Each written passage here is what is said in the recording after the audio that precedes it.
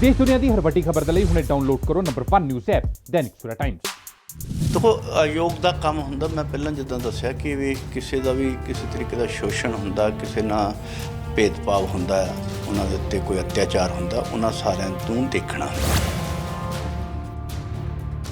वो चाहे सरकारी मुलाजमां दे विच भी हुंदा सरकारी मुलाजमां दे नाल भी उन्हां दे नाल जातिगत किसी नफरत का कारण ते उन्हां किसी दियां तरक्कियां रोकियां जानियां किसी नूं बदलियां कीतियां जानियां ऐसे बहुत सारे कारण ने। इस तरह ही समाज दे विच काम करदे हाँ गरीब विशेष रूप से दलितां दे उत्ते बड़े अत्याचार हुंदे ने।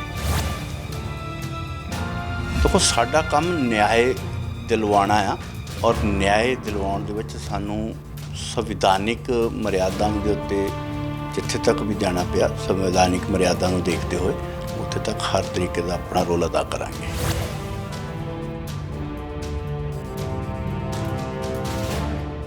विजय सांपला SC कमीशन के नवे चेयरमैन नियुक्त हुए ने। नोटिफिकेशन जारी हो गई है, बड़ी जल्दी अहुदा सामणगे। नोटिफिकेशन जारी होने तो बाद सब तो पहला दैनिक सवेरा ते गलबात करने मौजूद ने। सांपला साहब सब तो पहला मुबारकबाद तुहानूं ते दूजा कदों अहुदा सांभ रहे हो? मैं जल्दी एक अद्धे दिन च ही इस अहुदे दे उत्ते जावांगा क्योंकि हाई कमांड ने बहुत वड्डा विश्वास किया और बहुत वड्डी जिम्मेवारी नूं भी असीं इसनूं समझदे हां क्योंकि पूरे देश दे विच जिथे अनुसूचित जाति वर्ग के लोगों के उत्ते हो रहे अत्याचार उन्हां दे नाल उन्हां दा शोषण जिहड़ा है एक बहुत वड्डी जिम्मेवारी के रूप च अपना आयोग काम करदा है और इसलिए मैनूं चुनिया। ये मैनूं माण भी है कि मेरे ते मेरी हाई कमांड ने जिहड़ी है उहदे ते विश्वास जिहड़ा और विशेष रूप से प्रधानमंत्री जी का और महामहिम राष्ट्रपति जी का ये उन्होंने विशेष रूप से मैं धन्यवाद भी करना चाहांगा।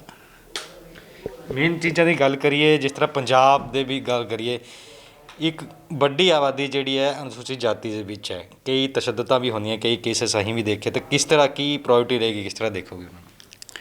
देखो आयोग का काम हुंदा मैं पहला जिद्दां दस्सिया कि भी किसी का भी किसी तरीके का शोषण हुंदा किसी नाल भेदभाव हुंदा उन्हां दे उत्ते कोई अत्याचार हुंदा उन्हां सारिਆਂ ਤੋਂ देखना हुंदा वो चाहे सरकारी मुलाजमां दे विच भी हुंदा सरकारी मुलाजमां दे नाल भी उन्हां दे नाल जातिगत किसी नफरत का कारण ते उन्हां किसी दियां तरक्कियां रोकियां जानियां किसी नूं बदलियां कीतियां जानियां ऐसे बहुत सारे कारण ने। इस तरह ही समाज दे विच काम करदे हाँ गरीब विशेष रूप से दलितां दे उत्ते बड़े अत्याचार हुंदे ने और पंजाब क्योंकि दलितवादी का प्रमोट सब तो वध सूबा हुण है और इस करके उत्थे बहुत सारे ऐसे केसेस सामने आए।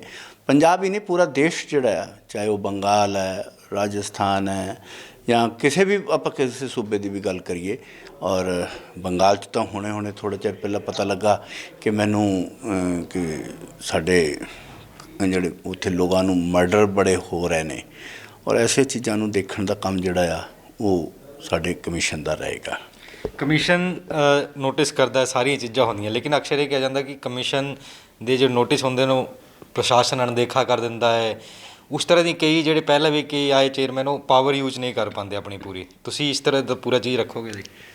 देखो साडा काम न्याय दिलवाना आ और न्याय दिलवाउण दे विच सानूं संविधानिक मर्यादा के उत्ते जिथे तक भी जाना पिया संवैधानिक मर्यादा नूं देखते हुए उत्थे तक हर तरीके का अपना जिहड़ा असीं सख्ती करन दे विच अपना रोल अदा करांगे।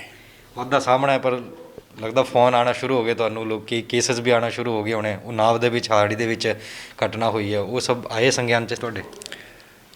देखो ऐसा बहुत सारे केसेस है और विशेष रूप से मैं कहांगा रेलवे का और बैंकिंग का LIC का ऐसे जिन्ने भी डिपार्टमेंट है बहुत सारे केसेस आने शुरू हो गए।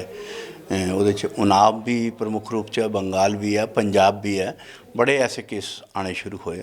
उन्नाव का जिहड़ा हुणे केस होया उहदी मैं जानकारी वैसे लई भी सीगी कि उहदे च कमीशन दे वलों स्पॉट विजिट भी किया गया और जिहड़ी उन्होंने सख्ती वरतन लई कहना चाहिए सी किया भी गया और सूबा सरकार ने भी उत्थों दी UP दे ने उन्हां दोषियों नूं गिरफ्तार कर लिया है और जिहदे च दो भैणां जिहड़ियां सीगियां दो अपने रिश्तेदारी सी तीनों उन्हां दे विच दो दी डैथ हो गई और एक जिहड़ी सी ICU सी वो हुण शायद उन्होंने वार्ड दे विच ट्रांसफर करता ICU चों बाहर आ गई वो ਸੋ ਉਹਨਾਂ ਦੇ ਇਨਸਾਫ ਦਿਲਾਉਣ ਦੇ ਵਿੱਚ ਜਿਹੜਾ ਕੰਮ ਕਰਾਂਗਾ। ਵੈਸੇ ਮੈਨੂੰ ਪਤਾ ਜੋ ਮੰਗਵਾਇਆ ਸੀ ਉਹਦੇ 'ਚ ਇਹ ਦੱਸਿਆ ਗਿਆ ਕਿ ਸੂਬਾ ਸਰਕਾਰ ਨੇ ਉਹਨਾਂ ਨੂੰ ਜਿਹੜੀਆਂ ਮਰਡਰ ਉਹਨਾਂ ਨੂੰ 5 ਜਿਨ੍ਹਾਂ ਦੇ ਹੋਏ ਨੇ, ਜਿਨ੍ਹਾਂ ਦੀ ਮੌਤ ਹੋਈ, ਉਹਨਾਂ ਨੂੰ 5-5 ਲੱਖ ਰੁਪਇਆ, ਔਰ ਜਿਹੜੀ ਜ਼ਖਮੀ ਸੀਗੀ ਉਹਨੂੰ 2 ਲੱਖ ਰੁਪਇਆ ਦਿੱਤਾ, ਔਰ ਪੂਰਾ ਜਿਹੜਾ ਇਲਾਜ ਦਾ ਖਰਚਾ ਵੀ ਉਹ ਸੂਬਾ ਸਰਕਾਰ ਨੇ ਚੁੱਕਿਆ, ਔਰ ਦੋਸ਼ੀ ਜਿਹੜੇ ਆ ਉਹ ਗ੍ਰਿਫਤਾਰ ਕਰ ਲਿਆ, ਐਸਾ ਮੈਨੂੰ ਦੱਸਿਆ ਗਿਆ।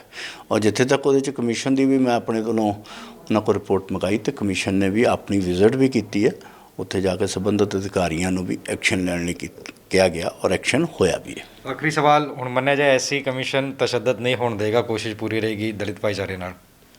ਦੇਖੋ, ਤਸ਼ੱਦਦ ਹੋਣ ਨਹੀਂ ਦੇਗਾ ਐਸਾ ਕੋਈ ਪੈਰਾਮੀਟਰ ਨਹੀਂ ਹੁੰਦਾ, ਪਰ ਤਸ਼ੱਦਦ ਨਾ ਹੋਵੇ ਐਸਾ ਉਹਨਾਂ ਨੂੰ ਸੁਚੇਤ ਕਰਨਾ ਔਰ ਉਹਨੂੰ ਵਾਰਨ ਕਰਨਾ, ਔਰ ਐਸਾ ਸਮੇਂ ਜਿੱਥੇ ਜਿੱਥੇ ਵੀ ਜਿਸ ਤਰੀਕੇ ਦੀ ਮੈਂ ਪਹਿਲਾਂ ਵੀ ਕਿਹਾ ਕਿ ਸੰਵਿਧਾਨਿਕ ਮਰਿਆਦਾਵਾਂ ਨੂੰ ਦੇਖਦੇ ਹੋਏ ਜੋ ਵੀ ਐਕਸ਼ਨ ਲੈਣਾ ਹੋਇਆ ਅਸੀਂ ਲਵਾਂਗੇ। ਤੇ ਬਿਲਕੁਲ ਇਹ ਸੀ ਵਿਜੇ ਸਾਂਪਲਾ, ਇਹਨਾਂ ਦਾ ਕਹਿਣਾ ਹੈ ਕਿ ਸੰਵਿਧਾਨਿਕ ਮਰਿਆਦਾ ਦੇ ਵਿੱਚ ਰਹਿ ਕੇ ਜੋ ਐਕਸ਼ਨ ਲੈਣਾ ਹੋਏਗਾ ਲਵਾਂਗੇ ਤੇ ਦਲਿਤ ਭਾਈਚਾਰੇ ਤੇ ਅਤਿਆਚਾਰ ਨਹੀਂ ਹੋਣ ਦੇਵਾਂਗੇ।